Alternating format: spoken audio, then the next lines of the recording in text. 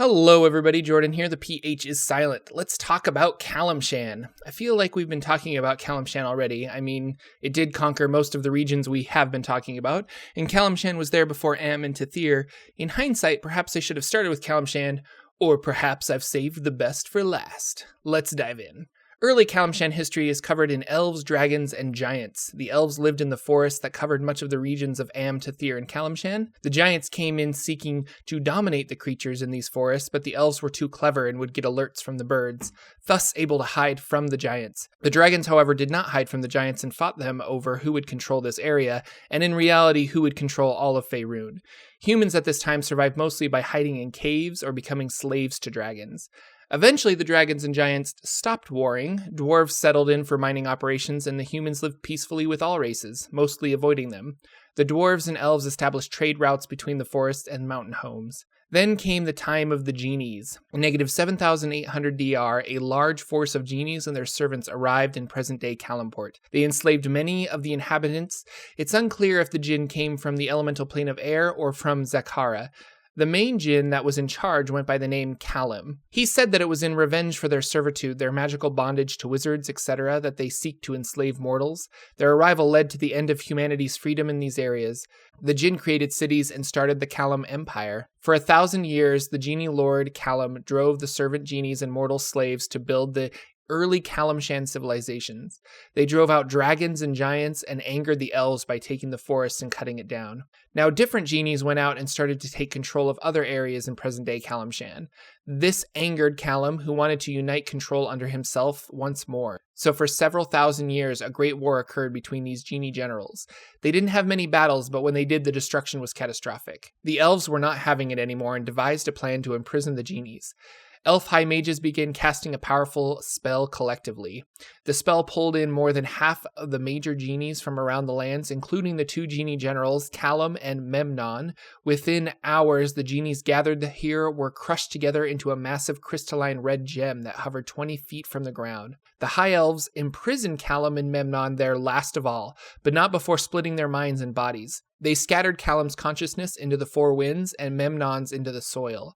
Thus, the genie generals were technically imprisoned in two places, within the crystal and outside it. If their minds could somehow get back into the gem, it would be reunited with their body, augmented with all the power of their followers trapped within the gem. It's a spooky thought. This spell, pulling all the genies and fusing them into the crystal, destroyed the area, transforming it into a hostile desert. The location is currently the Calim Desert. This occurred around negative 6,100 DR, leaving behind human slaves and servants not knowing what to do with their newfound freedom. The humans of Calim's area rebuilt much of the cities, such as Kalimport. Priests filled the power gaps as rulers. Many interpreted their right to rule as a sign from the gods. The priests ruled for several thousand years until a red dragon came in and overthrew them. She then ruled for 112 years until driven off by human dragon slayers. The noble family that slew her rose up to be the royal house that ruled Calimshan, after much fighting and debate. Giving the title Pasha to their new emperor, a new ruling family was now in place. The Marching Mountains define the northern borders of Calimshan, while the eastern boundary goes all the way to the Lake of Steam. Its population is varied, with humans making up the majority of its citizens, but also dwarves settling in the Marching Mountains, and elves living in the lands south of those mountains. Halflings, half-orcs, and half-elves are not an unusual sight in Calimshan. Off the coast lurk Sahawajin, krakens, and others. Frightening creatures exist in the desert along with a few dragons. Even the drow have been seen in Calimshan, with major drow enclaves in the south, underground, and in the forest of Myrrh. Genies still exist in Calimshan, but are enslaved for the most part. They are rare and wondrous creatures that are both coveted and feared. They are bound to servitude by a bottle or a ring. Religion plays an important part in Calimshan life and history. After Calim and his genie overlords were imprisoned, the mortal races embraced the worship of gods other than Calim. Many humans worshipped angry, vengeful gods in order to gain power quickly and stamp out the last influence of the genies. Thus, for over 7 millennia, the dark gods had a foothold in the hearts and minds of many Kalishites. There haven't been any state-mandated religions since the fall of the Shun Imperium.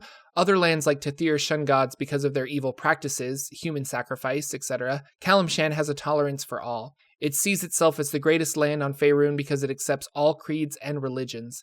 Plenty of Kalishites pay lip service to whatever god will help them in a situation. Joaquin for business, Umberlee for sea traders, etc. If more profound worship is deemed necessary, a shrine or temple for nearly every major or minor power can be found in most communities. Calimshan citizens seek the acquisition of money.